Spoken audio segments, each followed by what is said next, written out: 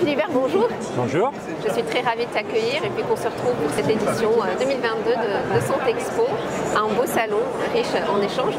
Alors, quel est ton, peut-être rappelle-nous ce que tu fais, ce que tu as fait aussi avant.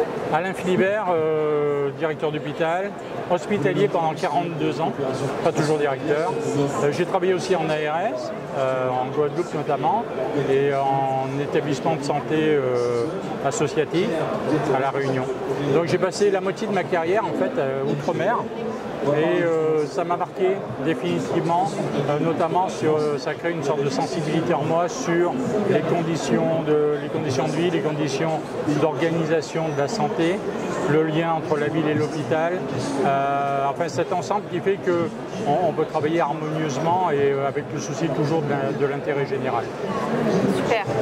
Et quelle est ton actualité? Qu'est-ce que tu penses aussi de l'actualité d'un point de vue managérial, d'un point de vue de transformation qu'on est en train de vivre?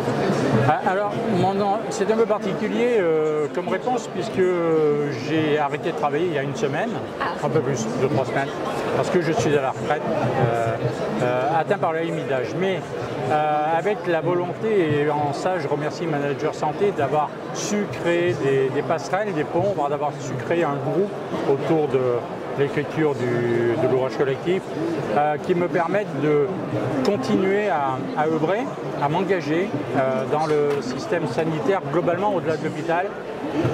Parce que je pense qu'arriver à un certain âge avec une certaine expérience et disposant de temps, on peut apporter à l'ensemble, modestement bien sûr, mais avec les spécificités que chacun de nous peut avoir.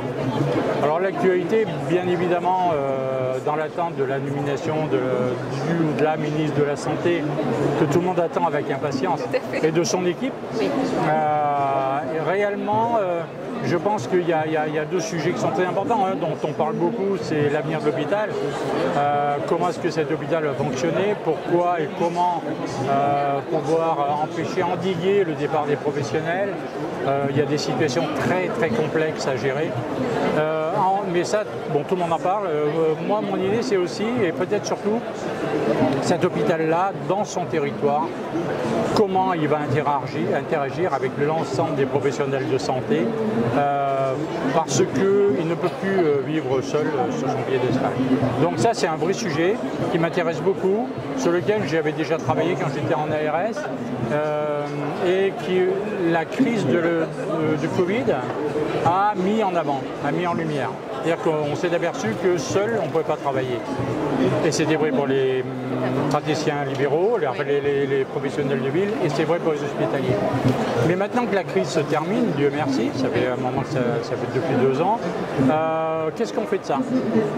Comment on capitalise? Comment on rebondit? Comment on fait que ça dure, même en dehors des crises, parce que c'est pour le bien commun? Absolument, et justement en parlant de ça, quelles sont les peut-être 3 principales priorités à prévoir pour le prochain quinquennat par exemple, puisqu'on est vraiment dans l'attente d'une ministre de la Santé? Quelles devraient être les perspectives et la priorité pour la santé? Pour moi, il faut décloisonner. Il faut décloisonner cet ensemble-là, amener les gens autour de la table, travailler. Mon expérience m'a montré, en arrivant notamment d'outre-mer, où cette question se posait moins, qui était celle de la concurrence. La concurrence entre les établissements publics et privés, concurrence entre l'hôpital et l'HAD, concurrence avec les associations de dialyse, etc. etc.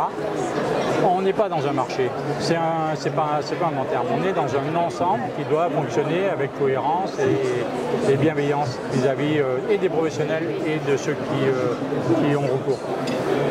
Pour moi, cette priorité, c'est vraiment ce décloisonnement. Il va falloir qu'on sache trouver cette dynamique. Alors, je ne sais pas qui, je ne sais pas si ça doit venir de nous, si ça doit venir de l'État, de l'assurance maladie, peut-être de tout le monde. Mais il faut que cette volonté, à mon avis, soit partagée et soit mise en œuvre et que ça ne soit pas seulement une déclaration. Parce qu'on a vu, on travailler ensemble, on était très contents de le faire. Je me souviens de mes collègues de Bretagne Sud, quand on a décidé d'arrêter de se rencontrer avec les établissements du territoire, j'ai adoré la question qu'ils m'ont posée et ils m'ont dit mais pourquoi est-ce qu'on ne continuerait pas de travailler comme ça?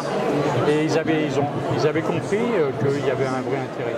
Donc je tourne un peu en rond autour de ça, mais je pense que c'est la priorité qui va permettre au système de fonctionner peut-être avec des moyens moindres, mais avec des professionnels investis, engagés, volontaires et heureux de travailler ensemble. Parce que c'est l'histoire des parcours de santé, des parcours de soins, tout ce qu'on doit mettre aujourd'hui en place et qui se mettent en place. Les maisons de santé pluriprofessionnelles intégrées dans leur ensemble, qui deviennent formatrices, qui font de la prévention, qui font du conseil en santé. Cet ensemble-là, en fait, tout le monde concourt à la même tâche, ou à la même mission. Et c'est ça qui va enrichir à la fois le système de santé, mais enrichir les personnes également, de travailler en équipe et en bonne intelligence. Et merci beaucoup Alain pour cet échange. Je te souhaite un très beau salon et puis une belle journée. Merci. À bientôt. Merci.